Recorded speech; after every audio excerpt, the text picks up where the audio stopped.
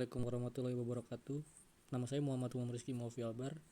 Saya dari 10 IPA 3. Di sini saya akan menerapkan atau memberikan materi perkembangan tentang konsep fikih. Apa itu fikih? Kata fikih adalah bentukan dari kata fikun yang secara bahasa berarti pemahaman yang mendalam, yang menghendaki pengarahan potensi akal. Berikut ini perlu dilihat beberapa definisi fikih yang dikemukakan oleh ulama usul fikih berikut. 1. Ilmu yang mempunyai tema pokok dengan kaidah dan prinsip tertentu. Definisi ini muncul dikarenakan kajian fikih yang dilakukan oleh fuqaha menggunakan metode-metode tertentu seperti qiyas, istisan, istizab, istilah, dan saduz zari'ah. Kedua, ilmu tentang hukum syariah yang berkaitan dengan perbuatan manusia, baik dalam bentuk perintah, wajib, larangan atau haram, pilihan atau mubah, anjuran untuk melakukan atau sunnah, maupun anjuran agar menghindarinya atau makruh yang disarankan pada sumber-sumber syariah, bukan akal atau perasaan. 3. Ilmu tentang hukum syariah yang berkaitan dengan ibadah dan muamalah. Keempat, fikih diperoleh melalui dalil yang terperinci atau tafsir, yakni Al-Quran, Al-Hadis, Qiyas, dan Ijma, melalui proses istidlal atau deduktif, istidlal atau induktif, atau nazar atau analisis. Oleh karena itu, tidak disebut fikih manakala proses analisis untuk menentukan suatu hukum tidak melalui istidlal atau istinbat terhadap salah satu sumber hukum tersebut. B. Ruang lingkup fikih. Ruang lingkup yang terdapat pada ilmu fikih adalah semua hukum yang berbentuk amalia untuk diamalkan oleh setiap mukallaf. Mukallaf artinya orang-orang yang sudah dibebani atau diberi tanggung jawab melaksanakan ajaran syariah Islam dengan tanda-tanda seperti balik, berakal, sadar sudah masuk Islam. Adapun ruang lingkupnya seperti telah disebutkan di muka meliputi: pertama, hukum yang bertalian dengan hubungan manusia dengan Khaliknya atau Allah Subhanahu wa taala.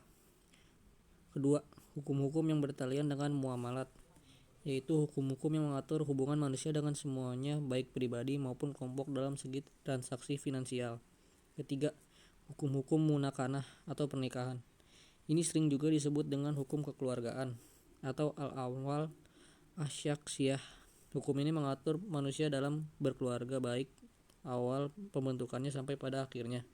Keempat, hukum jinayah atau hukum perdata, yaitu hukum yang mengikat manusia dengan kehidupan sehari-hari dalam berbangsa dan bernegara. Keempat hukum Islam inilah yang dibicarakan dalam kitab-kitab fikih dan terus berkembang hingga saat ini. C. Periodisasi perkembangan ilmu fikih. Menurut Syekh Abdul Wahab Khalaf, pada tahun 1357 Hijriah atau 1956 Masehi, perkembangan tarik al-tashri' atau fikih Islam terbagi menjadi 4 periode, yakni periode Rasulullah, periode sahabat, periode takwin, dan periode taklil. 1. Periode Nabi Muhammad. Periode Nabi Muhammad terbagi menjadi 2 periode yang masing-masing mempunyai corak tersendiri, yaitu periode Makkah dan periode Madinah. A. Periode Makkah. Periode pertama dalam periode Nabi adalah periode Makkah, yakni masa selama Nabi Shallallahu Alaihi Wasallam menetap dan berkedudukan di Makkah selama 12 tahun dan beberapa bulan semenjak beliau diangkat menjadi Nabi hingga beliau berhijrah ke Madinah. B. Periode Madinah. Periode kedua dalam periode Nabi adalah periode Madinah, yakni masa di mana Nabi Shallallahu Alaihi Wasallam telah berhijrah ke Madinah dan menetap di sana selama 10 tahun sampai beliau wafat. Yang kedua, periode sahabat. Periode kedua ini berkembang pada masa wafatnya Nabi Muhammad Shallallahu Alaihi Wasallam dan berakhir sejak Muawiyah bin Abi Sufyan menjabat sebagai khalifah pada tahun 41 Hijriah. Pada periode ini hiduplah sahabat-sahabat Nabi terkemuka yang mengibarkan bendera dakwah Islam. Yang ketiga, periode Takwin. Pemerintah Islam pasca keruntuhan Daulah Umayyah segera digantikan oleh Daulah Abbasiyah. Masa Abbasiyah ini disebut juga masa Mujahidin dan masa pembukaan fikih. Karena pada masa ini terjadi pembekuan dan penyempurnaan fikih. Pada masa ini muncul pula mazhab-mazhab fikih yang banyak mempengaruhi perkembangan hukum Islam. Di antaranya A. Imam Abu Hanifah, B. Imam Malik, C. Imam Asy-Syafi'i, D. Imam Ahmad bin Hambal.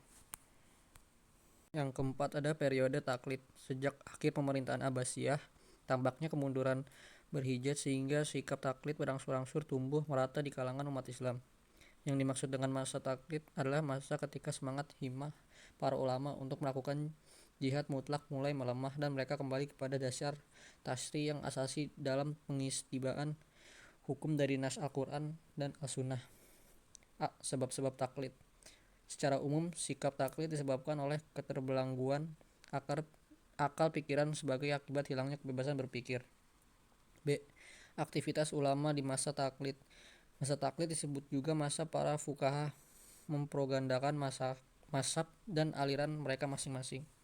Sekian yang bisa saya sampaikan. Wassalamualaikum warahmatullahi wabarakatuh.